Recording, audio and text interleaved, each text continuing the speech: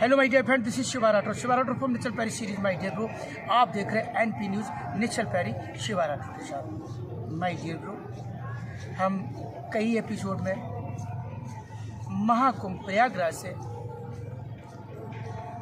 मैं तो ये कहूँगा कि अगर मैं इनका नाम लूँ तो ये मेरे लिए ठीक नहीं है, लेकिन इन्होंने धेनु मानस ही नहीं, धेनु के लिए ज़मीन पे काम किया है। धेनु के लिए पूरे देश में, देश के प्रत्येक राज्य में अलग जगाने का काम किया है। लेकिन हम और आप अगर इनकी तरह से थोड़ा सोच भी, मात्र सोच भर लें तो शायद ये मुहिम काम आएगी और गौ माता राष्ट्र माता बन जाएगी। हम इसी संदर्भ में ऋषि गोपाल मणि जी से आपको रूबरू कराते हैं और हम इनसे ये पूछते हैं कि गौ माता को लेके आपने किन किन राज्यों में और किस किस प्रकार से और किन किन शासनिक, प्रशासनिक एवं राजनीतिक लोगों से गौ माता को राष्ट्रीय माता बनाने का काम किया है,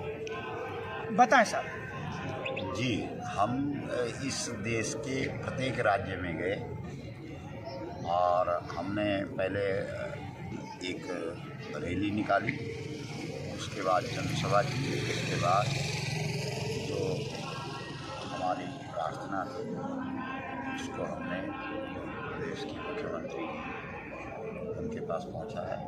प्रदेश के महामहिम राज्यपाल, थोड़ा सा तेज बोलिए गुरुजी, के बाहर की आवाज़ आ रही है। महामहिम राज्यपाल जी हैं, उनके पास पहुंचा है और जिलाधिकारी को भी।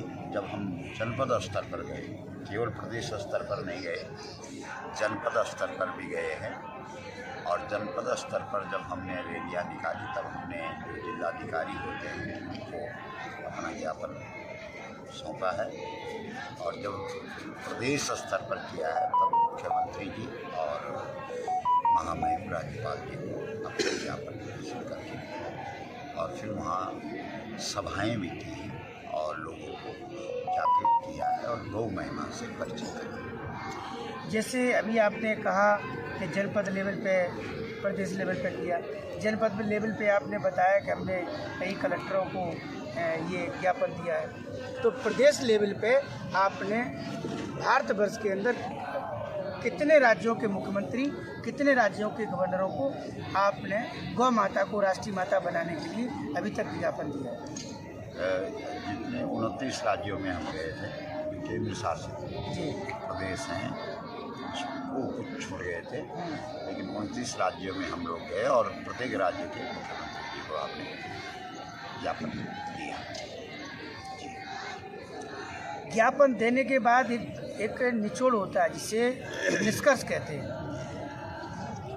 ये जो मेहनत की है, जगतगुरु शंकराचार्य जी ने भी पूरे देश में भ्रमण किया और उन्होंने बहुत कड़ी मेहनत की है।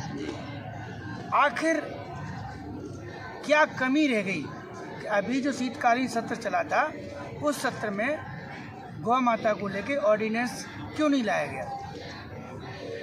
क्योंकि 100 करोड़ हिंदुओं की और सरकार 100 करोड़ में कितने लोग खड़े हैं वो देखती है।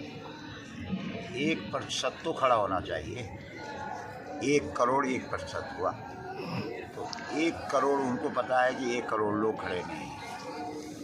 तो जब तक हमने इस देश के हर हिंदू को जागृत नहीं किया और कम से कम 1% हिंदू इकट्ठा होकर के, खड़ा होकर के नहीं बोलता है। माय डियर ब्रो, जैसा कि गुरु जी ने भी कहा है, गोपाल मणि जी बहुत ही प्रबुद्ध और बहुत ही ऋषि हैं। ये इन्हें गौ ऋषि भी कहा जाता है क्योंकि इन्होंने धेनु मानस लिखा है। आप लोग इनकी बात को सुन रहे और देख रहे, इनके जो मिशन को और विजन को इतना वायरल करो कि जन जन तक गौ माता के बारे में, गौ रक्षा को लेकर और भरी सांसद में, मैं ये कहूँगा कि चाहे वो राज्यसभा हो, चाहे वो लोकसभा हो, सांसद और पार्लियामेंट में और असेंबली में विधायक, सारे के सारे इस ऑर्डिनेंस को लाने के लिए तत्पर तैयार हो। जय हिंद, नेचर पैरी, all of you my dear friends.